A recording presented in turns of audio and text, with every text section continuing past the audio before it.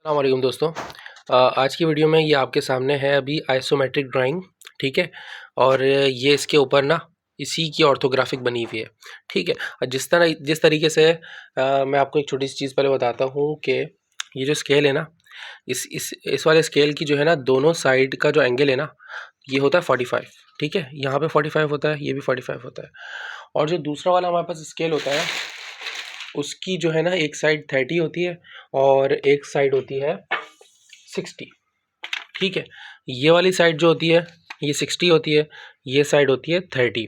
तो isometric drawings के अंदर ये जो है ना, ये वाला स्केल, इसको टी स्केल के, फॉर सपोज यहाँ पे टी स्केल रखा हुआ होगा हॉरिजॉन्टली, और आप इसको टी स्केल के ऊपर रखेंगे तो ये बिल्कुल 30 डिग्री देता है।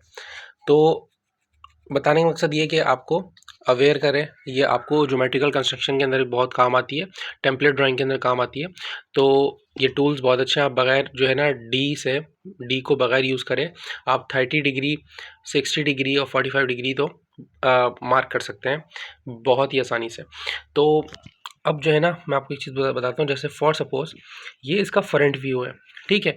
और फ्रंट व्यू की जो है ना यहाँ से लेके सेंटर से लेके और इस कोने तक इसका डिस्टेंस दिया हुआ 50, ठीक है। और अगर हम एक चीज़ और देखें कि इसकी जो ये डायमीटर है ना इसका, ये है 28, और अगर इसका हाफ करें तो कितना होगा, ये होगा 14। तो 14 जो है ना, मकसद ये है कि इस सेंटर पॉइंट से लेके इस कोने तक ये क्या हुआ, जब डायमीटर 28 है इस पूरे सर्कल का तो ये 14 होगा। तो जब ये 14 है तो अगर 14 को 50 में ऐड कर लें तो कितना हो जाएगा, 64। तो मकसद ये है कि इस वाले पॉइंट से लेके और इस वाले पॉइंट तक ये कितना हो गया, 64। मतलब इस पूरे की लेंथ हो गई 64। तो हम फ्रंट व्यू की जो लेंथ होगी ना वो रखेंगे 64, ठीक है। और फ्रंट व्यू आपके सामने है। ये जो है ना अभी हमें अज्यूम करना है कि हम अगर इसको देखेंगे, मिसाल के तौर पे अगर हम इसको फ्रंट से देखेंगे, इस तरफ से देखेंगे, तो ये हमें किस तरीके से नज़र आएगा, ये तो हमें सर्कल नज़र आएगा ऑफ कोर्स, ठीक है। लेकिन क्या ये हमें सर्कल नज़र आएगा, नहीं, ये हमें सर्कल नज़र नहीं आएगा, ये हमें रेक्टेंगल की शेप में नज़र आएगा, ठीक है। कुछ इस तरीके से नज़र आएगा, सही है। तो इस तरीके से हमें नज़र आएगा। उसके बाद हमें ये इस तरीके से दीवार नज़र आएगी, ठीक है। और इधर भी एक लाइन है वर्टिकल ना, तो हम इसी तरीके से यहाँ भी एक लाइन बना रहे हैं वर्टिकल। और जैसे कि यहाँ पे इन्होंने कुछ भी नहीं बनाया हुआ, ये जो है ना मैं गलती हो गई होगी, मैं मिटा देता हूँ ये इरेजर से। तो यहाँ पे फॉर सपोज कुछ भी नहीं है, ठीक है। तो इसी तरीके से यहाँ भी कुछ भी नहीं है। अब जो है ना ये एक लाइन थी, इसकी वजह से हमने यहाँ पे एक लाइन बना दी, और उसके बाद जो है वो ये सर्कल है, ठीक है।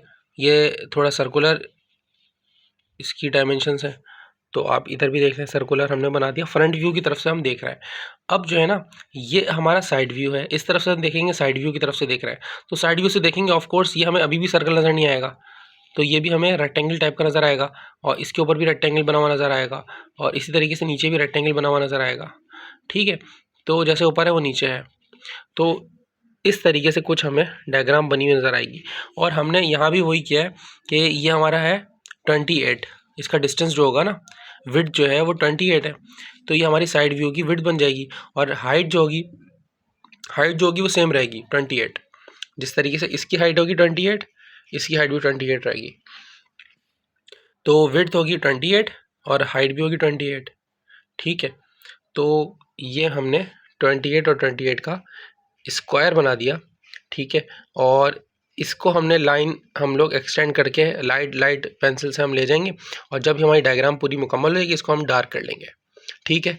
अब हमें जो है हमारी मर्ज़ी है कि भाई पहले हमने फ्रंट व्यू बना दिया, सेकंड नंबर पे हमारी मर्ज़ी है हम साइड व्यू बनाएं या जो है वो टॉप व्यू बना लें, हमारी मर्ज़ी है जो भी हम बनाएंगे। फॉर सपोज हमने फ्रंट व्यू बनाया, फ्रंट व्यू से हमने एक्सटेंड कर दी लाइन्स, ठीक है। एक्सटेंड इसलिए करी क्योंकि हमारे लिए आसानी हो जाएगी।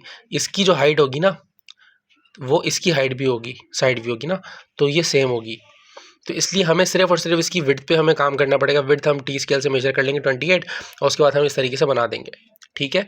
अब हम क्या करेंगे, अब जब 45 डिग्री हम लेंगे, अभी मैं ये बनाना आपको सिखा रहा हूँ थर्ड एंगल में, थर्ड एंगल के अंदर बनाना सिखा रहा हूँ, क्योंकि टॉप व्यू ऊपर है, फ्रंट व्यू नीचे है, right hand side view right hand side की तरफ है। ठीक है, 45 डिग्री का हमने ये स्केल से, इस वाले स्केल से हमने मार्क किया, और इसको, इस वाली लाइन्स को हम एक्सटेंड करके ले गए इस तरीके से, यहाँ से यहाँ पे एक्सटेंड किया, और यहाँ से जो लाइन्स है ना फ्रंट व्यू की लाइन्स, इसको भी हमने एक्सटेंड कर दिया। अब जो है ना, जहाँ पे एक्सटेंड होके ये वाली इसकी लाइन्स और इसकी लाइन्स आपस में जहाँ पे कोलाइड करेंगी ना, वहाँ पे ये ऑब्जेक्ट उसके अंदर ही अंदर बनेगा, उससे बाहर नहीं जाएगा। तो इनका ये फ़ायदा होता है। ठीक है, अब जब ये हो गया, उसके बाद हम जो है वो इसको मेजर कर करके हम इसको ड्रॉ कर लेंगे। अब इसका जो है ना ये टॉप व्यू है। अब टॉप व्यू को आप गौर से देखें और इस डायग्राम को देखें, क्या ये सिमिलर नहीं है? यहाँ पे रेक्टेंगल बनेगा पतला सा, ठीक है, और थोड़ा सा हम बाहर की तरफ आएंगे, फिर हम स्ट्रेट जाएंगे, फिर हम बिल्कुल ही स्ट्रेट जाएंगे, और यहाँ पे सर्कुलर एक कर्व बन जाएगा, और ये देखें आप बिल्कुल वैसी है। तो इस तरीके से हमें ये ड्राइंग बनानी होती है ऑर्थोग्राफिक।